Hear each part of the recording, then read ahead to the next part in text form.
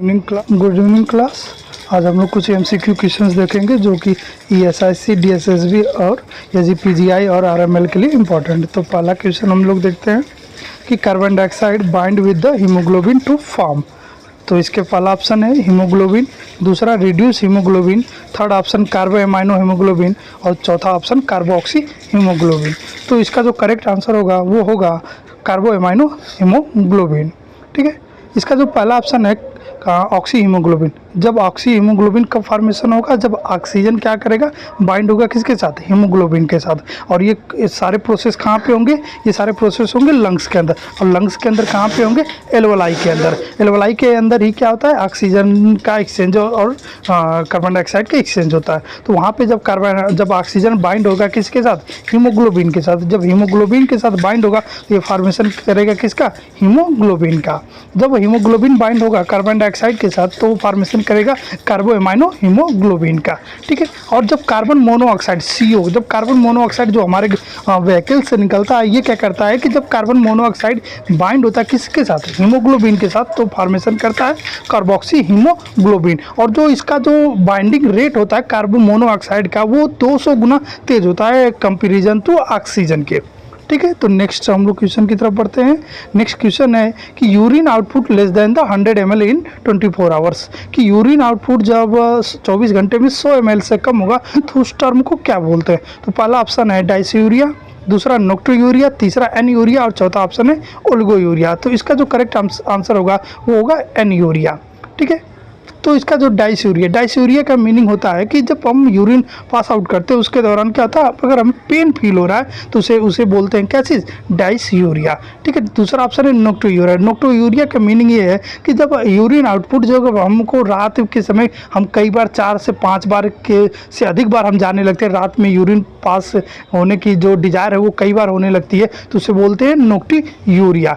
ठीक है, third option है एनयूरिया। एनयूरिया का ए का मतलब होता है अब्सेंस, ए का मीनिंग होता है अब्सेंस। जब 24 आवर्स में 100 ml से कम यूरिन पास आउट होता है तो उसे बोलते हैं एनयूरिया। और ओलिगोयूरिया का मीनिंग होता है कि जब 24 आवर्स में क्या होता है 500 ml या 400 ml से कम यूरिन आउटपुट आता है तो उसे बोलते हैं ओलिगोयूरिया। ठीक है, एक और टर्म होता है इसी से मिलता जुलता, पोलीयूरिया। पोलीयूरिया में क्या होता है कि जब urine output more than the 2 litre in 24 hours से या 3 लीटर, जैसे कि जो लोग डायबिटीज़ मेलाइटिस वाले पेशेंट होते हैं उनको क्या होता है 3-3, 4-4, 5-5 लीटर यूरिन पास आउट होने लगता है, तो वो कंडीशन किसके अंदर आती है, पोलीयूरिया के अंदर ये कंसिडर आती है। ठीक है, थर्ड क्वेश्चन देखते हैं, which is the third cranial nerve. Third cranial nerve कौन सा होगा, तो इसका पहला ऑप्शन है ओकुलोमोटर नर्व, दूसरा है ऑप्टिक नर्व, तीसरा है अब्डेंसिव नर्व और चौथा है ट्रोक्लियर नर्व। तो इसका जो करेक्ट आंसर होगा वो क्या होगा, ओकुलोमोटर नर्व। ये क्या है, थर्ड नंबर की क्रेनियल नर्व होती है। ये क्या करती है कि हमारे आई मूवमेंट को मूवमेंट कराने में मदद करती है। ठीक है, ऑप्टिक नर्व आई विजन के लिए जो देखते हैं उसके लिए मदद करती है। ठीक है, नेक्स्ट क्वेश्चन की तरफ बढ़ते हैं। चौथा क्वेश्चन है ideal temperature required to the store the polio vaccine, कि कितना टेम्परेचर, मिनिमम टेम्परेचर होना चाहिए जो कि पोलियो वैक्सीन को स्टोर करने के लिए। इसका पहला ऑप्शन है कि बिलो 2 डिग्री सेंटीग्रेड, दूसरा ऑप्शन है 2 to 8 degree centigrade, third option 8 to 10 degree centigrade और फोर्थ ऑप्शन -20 डिग्री सेंटीग्रेड। तो इसका जो करेक्ट आंसर होगा पोलियो वैक्सीन को स्टोर करने के लिए सबसे इंपॉर्टेंट जो होता है, गाँव में पोलियो वैक्सीन से लगाई जाती है, सबसे जो नर्स होती है उसका सबसे इंपॉर्टेंट जो वर्क होता है कि स्टोर करना पोलियो वैक्सीन को एक नॉर्मल टेम्परेचर, एक जो उसका फिक्स टेम्परेचर है उस पे सबसे इंपॉर्टेंट फंक्शन ये होता है। तो इसको पोलियो वैक्सीन को स्टोर करने के लिए हम कितने डिग्री टेम्परेचर पे स्टोर करते हैं, इसको स्टोर करने के लिए हमको -20 डिग्री टेम्परेचर का हम यूज करते हैं। ठीक है, जो ओरल पोलियो वैक्सीन है इसको किसने बनाया था, ओरल पोलियो वैक्सीन जो होता है इसको बनाया था हमारे जो सेबिन थे, और ओरल पोलियो वैक्सीन को हम माउथ के ओरल के थ्रू आईडी इंसर्ट करना होता है। ठीक है, नेक्स्ट क्वेश्चंस की तरफ बढ़ते हैं।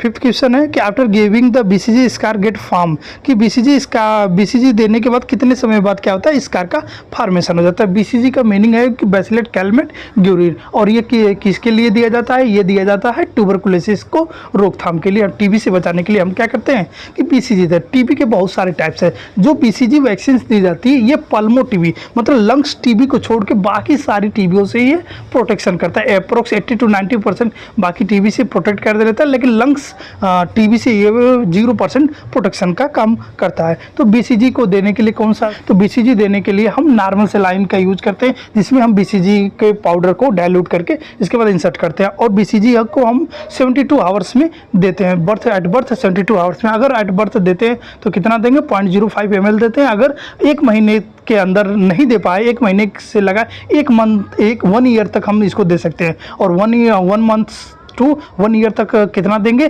0.1 ml तक हम इसको देते हैं। तो बीसीजी वैक्सीन जो होती है जब इसको लगाते हैं, कैसे लगाते हैं, इंट्राडर्मल लगाते हैं, और इंट्राडर्मल लगाने के बाद कौन सी कितने टूटेगा ये। नेक्स्ट क्वेश्चन की तरफ देखते हैं, which is the neurotransmitter deficient in the depression.